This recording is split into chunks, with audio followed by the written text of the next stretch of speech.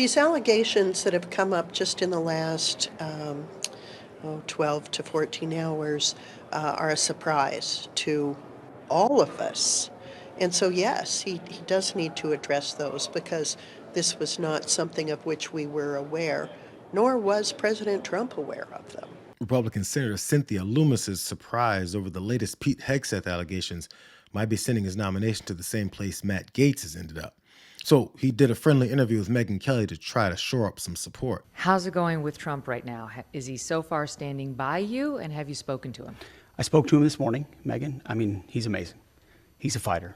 He's been through this himself. And he told me the last thing he said to me, well, two things he said to me when I left his office when he chose me was, well, besides what he said about being a warfighter, we can get into that, was you're going to need to be tough as shit. You're going to need to be tough as shit. But he paused again as I was walking away and said, but you're the man for this moment. I chose you because you're the guy that's going to put the warfighters first. We haven't had that. We need a guy that's kicked down doors and understands the consequences of war and why us deterring war, fighting it, and winning it is important to him. He gets it. And we can get into the policy of all of that. But ultimately, he reiterated the same thing this morning. Hey, Pete, I got your back. It's a fight. They're coming after you. Get after it. I think he'll be delighted that we're talking today. Yeah. And we're going to do more talking. You're going to have to be tough as shit. Isn't it weird how Pete Hegseth is suddenly being a politician, trying to sell his persona to the public because his past actions are threatening his chances?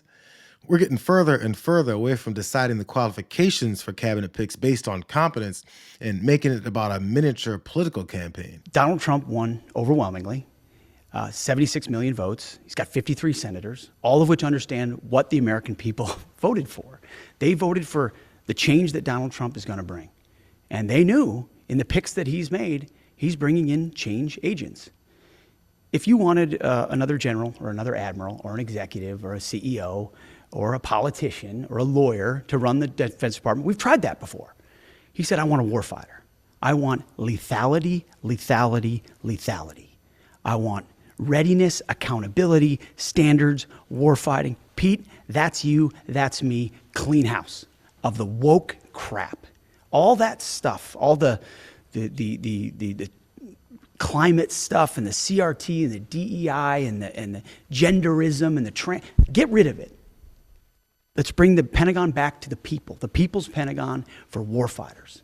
And that's the message he gave to me that I've projected back to senators, and it resonates. It's like a commercial for him to be this defense secretary that threatens the world with more brutality because it's the energy that they want to have normalized.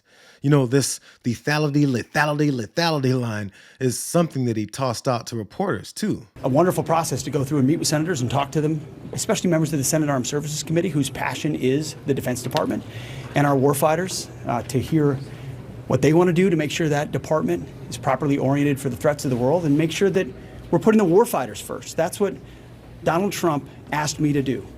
Your job is to bring a warfighting ethos back to the Pentagon. Your job is to make sure that it's lethality, lethality, lethality. Everything else is gone.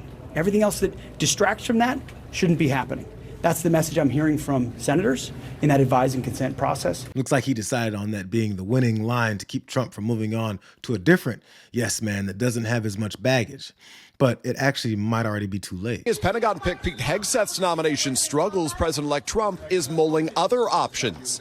Two sources familiar with the decision-making tell NBC News Trump is considering Florida governor and former GOP rival Ron DeSantis as a possible replacement, as well as Iowa Senator Joni Ernst, among others. Both DeSantis and the Trump transition team did not respond to our request for comment. Multiple Republican sources tell NBC News that as many as 6 Senate Republicans are currently not comfortable supporting Hegseth's bid to lead the Pentagon. He can only afford to lose 3. Trump isn't even back in the White House yet, and we've already seen his picks fighting for positions near his feet. So I wouldn't be surprised if he's enjoying the desperation that Hegseth is showing to avoid being replaced. He unsurprisingly brought up God when denying numerous accounts of his drinking on the job problem. First of all, I've never had a drinking problem. No one's ever approached me and said, oh, you should really look at getting help for a drink. Never. I've never sought counseling, never sought help. I respect and appreciate people who do.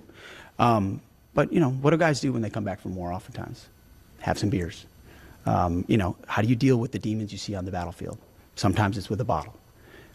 Unfortunately, tragically, for too many guys, it's with the bottle, and then it's depression, and even worse, suicide. I mean, we've got an epidemic of that in our country.